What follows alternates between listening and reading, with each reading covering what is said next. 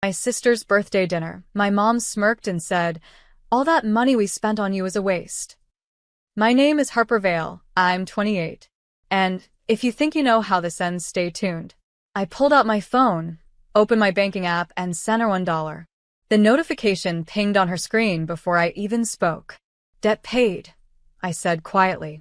The table fell silent, except for my aunt, who burst out laughing. "Next time, don't even show up," she sneered, swirling her wine. "You don't belong here." I stared at her for a long moment, the hum of the restaurant fading around me. Then I lifted my glass. "To my aunt," I said, voice steady. "Toasting on my dime until tonight." A few people chuckled nervously. My mom's smile faltered. My sister kept her eyes on her dessert like if she didn't move, she wouldn't be part of the fallout. I took a slow bite of my own cake, savoring it, not because it tasted good, but because it was the taste of ending something. That night, I drove home through the freezing rain, headlights blurring against wet asphalt. I didn't cry. I didn't even feel angry. Just tired. Tired of being the family wallet, the quiet achiever, the emergency contact.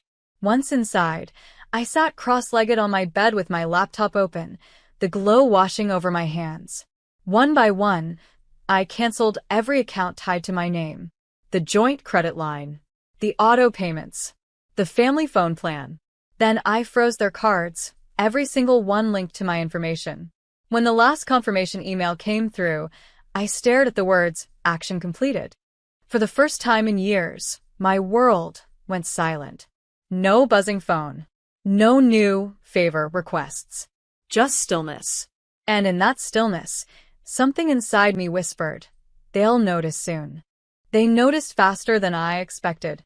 By noon the next day, my phone exploded with messages, notifications flashing like warning lights. "Mom. Harper, what did you do? My card isn't working." "Dad, why are you freezing accounts? That's family money." "Aunt Claire, fix this immediately. Your mother's embarrassed." I stared at the screen, letting the buzz fade. No panic. No guilt. Just quiet satisfaction. By evening, Mom called, her voice sharp, clipped, the same tone she used when I was 15 and late to dinner. "You think this is funny? I couldn't even pay for gas today." I leaned back in my chair, eyes on the city skyline through my apartment window. "You told me I was a waste, remember? I'm just honoring the sentiment." She scoffed. "Stop being dramatic. This affects everyone. You can't just pull the plug like that." "Actually, I can," I said softly, "because I was the plug." There was silence. Then, in her low, practiced tone, she said, "You're punishing us for a joke. You've always been so sensitive." Sensitive. The word that had been my label since childhood, the polite way of saying we can hurt you, and you'll still show up. I smiled bitterly. If you ever decide to value me, you can start by valuing boundaries. Until then, good luck finding a new card holder. She hung up. An hour later, my sister texted, "You really went nuclear, huh?" I replied, "No." Nuclear would have been sending everyone the receipts of how much I actually covered. She didn't respond. That night, I poured myself a glass of wine and scrolled through my budget for the first time in years. My money, untouched, intact. It felt foreign and freeing. Then came another ping, a message from Aunt Claire. "Enjoy your little rebellion, Harper. You'll regret it when this family turns its back for good." I stared at her words and whispered, almost amused, "They already did." The next morning, my apartment buzzer screamed like an alarm. I froze mid-coffee sip. No one visits me unannounced. When I checked the camera feed, there they were, Mom and Aunt Claire, bundled in their self-righteous coats, standing outside my building as if they owned the sidewalk. I buzzed them in. I wanted to see the performance up close. Mom walked in first, her perfume, that expensive floral she could only afford because of me, filling the room. Aunt Claire followed, clutching her purse like she was entering a courtroom. "So," Mom started, dropping her coat onto my couch, "you think humiliating us is maturity now?" I crossed my arms. "You humiliated yourselves, Mom. I just stopped paying for the stage." Aunt Claire snorted. "We raised you better than this." Really? I tilted my head. You mean the years you reminded me I was an obligation, not a blessing? Her smile thinned. You're being dramatic. I walked to the counter, pulled open a drawer, and dropped a neat stack of papers in front of them. Every payment statement, credit history, and auto transfer they'd benefited from. For every birthday dinner, for every emergency, for every little crisis, I said evenly. I kept receipts. Mom glanced at the papers, jaw tightening. This is petty. No, I said, voice steady. This is proof. Aunt Claire's eyes flicked toward Mom. You really let her control everything? Mom shot her a glare. Don't start. They were unraveling right in front of me, arguing about control when all I'd done was remove it. Do you want coffee? I asked finally. Mom blinked. What? Coffee. It's the last thing you'll ever get from me. Her face turned crimson. You're cruel. I smiled faintly. No, Mom. I'm cured. She opened her mouth to speak, but I walked to the door and held it open. Time's up. They left without another word. When the elevator doors closed, the quiet returned, heavier than before, but finally mine. Still, a part of me knew this wasn't their final move. My family never left without trying to collect. For 2 full days, there was silence, the kind that feels like a held breath before something breaks.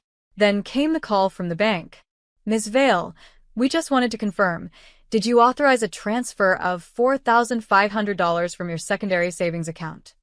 My pulse jumped. No, I didn't. The representative paused. It looks like someone attempted the transfer using credentials linked to your family account, but the system flagged it. I closed my eyes. Of course they did. When the call ended, I sat in the quiet for a long time. Then I opened my laptop and checked the logins myself. There was a failed attempt from my hometown, time-stamped 2:12 a.m. Mom's address. I should have felt angry, but instead there was just exhaustion, the kind that settles into your bones when people mistake your kindness for permission. That evening, I called Eli, my closest friend since college, a financial advisor who'd helped me set up those accounts years ago. Hey, he said softly. I saw the alert. You okay? I'm fine, I said. But I'm done playing defense. He hesitated. You want me to tighten security? No. I want you to help me end this legally. Within an hour, Eli connected me with Grace Reynolds, a fraud attorney who'd seen every kind of family implosion possible. I sent her the screenshots, the call records, everything. By the next morning, Grace had drafted a cease and desist order for financial harassment and unauthorized access attempts. I signed it electronically, my hands steady. She said, once they receive this, the bank will block all shared logins permanently. They won't be able to touch a cent tied to you. Good, I replied. Let them learn what silence without funding feels like. After hanging up, I sat on my couch, the city outside humming like normal life. For once, their chaos didn't reach me. Then, a single text buzzed on my phone from an unknown number. You'll regret this, Harper. We always take care of our own. I stared at it and whispered. Exactly. Take care of your own, finally. By morning, the text had spread like wildfire through the family grapevine. My cousin forwarded screenshots of Mom's latest group chat rant, a masterpiece of manipulation. She's turned against her own blood, Mom wrote. We gave her everything, and she's repaying us with lawyers. No one freezes their parents' cards unless they've lost their mind. They didn't know I was in that chat under a muted contact name. I watched the hypocrisy scroll by while sipping my coffee, amused at how predictable it all was. Then Aunt Claire chimed in. Maybe we should show her how it feels to be cut off. She thinks she doesn't need family? Let's make sure she doesn't. I laughed under my breath. That line, let's make sure she doesn't, was their battle cry. I screenshotted it and forwarded it to Grace. Within an hour, Grace replied. Perfect evidence. We'll attach this to the cease and desist follow-up. Their harassment trail is self-documenting. The power of paper, I thought. For years, I'd fought their words with emotion. Now, I was fighting with proof. That evening, I went for a walk downtown, the air sharp and cold, the sidewalks still slick from rain. I passed a family laughing outside a diner, their warmth cutting through the chill. For a fleeting moment, I envied them. Not for their closeness, but for how effortlessly they seemed to love each other. I used to think my family was fixable, that if I just worked harder, paid more, proved more, they'd finally see me. But that night, as I walked under the glow of streetlights, I realized something. You can't buy belonging. When I got home, I forwarded the legal packet to every relative in that group chat. No caption, no explanation, just the document. Then I powered off my phone, poured myself a drink, and whispered into the quiet apartment. Let's see who laughs now. It wasn't anger anymore. It was closure sharpening into peace, one form filed at a time. The silence that followed was almost eerie. No calls, no texts, no sarcastic family updates on Facebook. Just absence. 3 days later, my dad showed up at my apartment. No warning, no call ahead. He looked older than I remembered, hair grayer, suit wrinkled like he hadn't been sleeping well. He didn't even say hello. Just stood there, holding a folded piece of paper. Your mother got served, he said quietly. I know, I replied. He sighed and handed me the paper. It was a printout of my email to the family, the legal notice. She's humiliated, he said.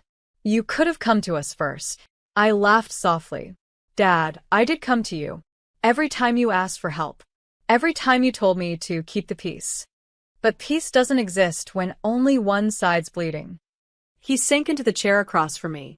For a moment, I saw a flicker of guilt behind his eyes. We never meant to make you feel used. You didn't mean to, I said. But you did. He rubbed his temples. Your mother's furious. She's saying you ruined the family name. I leaned forward. Dad, the family name ruined itself. I just stopped funding the illusion. He didn't answer, just stared at his hands, as if searching for something to hold on to. After a while, he whispered, You always were the one who saw through everything. Something in me softened. Not forgiveness, not yet, but understanding. You could see through it too, I said gently. You just didn't want to. When he left, I walked him to the door. He turned once more and said, She'll never change, Harper. But maybe I can. It wasn't a promise, but it was something. After he left, I sat by the window, the city lights flickering like distant stars.